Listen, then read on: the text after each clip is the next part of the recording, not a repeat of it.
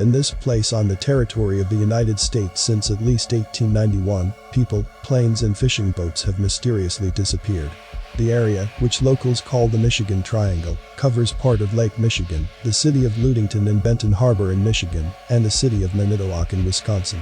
Most of this area, as is clear from the picture below, is located directly in Lake Michigan.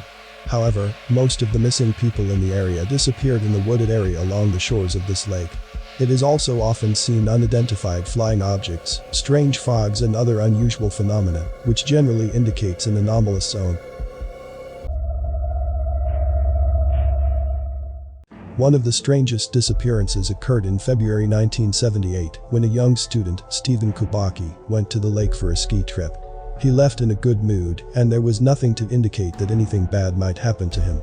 Kubaki did not return home, and a mass search organized soon found only his tracks, which ended abruptly at the edge of the lake. It was decided that the boy had drowned, and although his body was also not found, he was declared dead. A year later, on May 5, 1979, Stephen Kubaki, alive and unharmed, suddenly appeared on the doorstep of his parents' house. While he looked sluggish and did not understand what was happening. He did not know that he had been missing for a year or so, and only a few bits of information about that period remained in his memory. According to Kubaki, he remembered going skiing along the lakeshore and then fell and lost consciousness. He woke up in a place called Pittsfield, 70 miles from where he disappeared. He was wearing someone else's clothes, and next to him was not his backpack, but some dirty and also someone else's bag. In the bag was a map of the area that Kubaki had never had. Kubaki somehow got home and flatly refused to tell reporters anything beyond this information, sometimes citing memory loss, and sometimes simply not wanting to talk to the press. Since then, many years have passed. Kubaki graduated from university, became a scientist, and still goes hiking in the mountains, and loves to ski. But so far, he has refused to talk about the strange incident. Another strange disappearance occurred with 30-year-old Christopher Hallax, who was known as an experienced tourist who was not afraid of the most difficult routes. On March 17, 2004, Hallax went to his cabin, lost in the woods of the state park Tequemanon Falls Preserve, but he never reached the cabin, disappearing somewhere along the way. When he stopped calling his family, they went to the police, and the county sheriff organized a large-scale search for the missing person. There was still snow in the woods at that time, and Hallax's footprints were clearly visible in the snow. Moreover, he walked in snowshoes, so his prints were large and noticeable. The search party was following these tracks when they stopped abruptly at the edge of a frozen forest swamp. They searched the area, but no trace of Hallax's body or belongings was found. The only evidence that they found was a shell casing from a gun, and released recently. However, whether it was connected to Hallax's disappearance or not was never known. No trace of blood in the snow or other evidence to support the theory that someone shot Hallax was also found. In the summer of 2008, 73-year-old Joe Clively disappeared without a trace in the same wooded area where Hallax disappeared.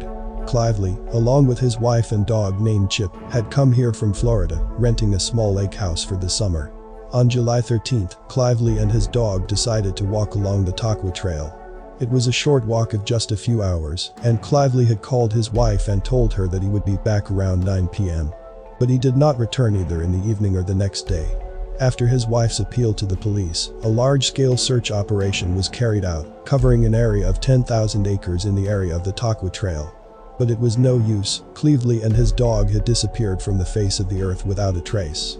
On August 1, 2008, a very emaciated but alive and not even badly battered dog Chip suddenly ran to the house that previously rented Clively. Unfortunately, the dog could not tell what had happened to his master. And just a few days after that, on August 4, 2008, 35-year-old Derek Hennigan arranged with his girlfriend to go deer hunting in the woods near Newberry.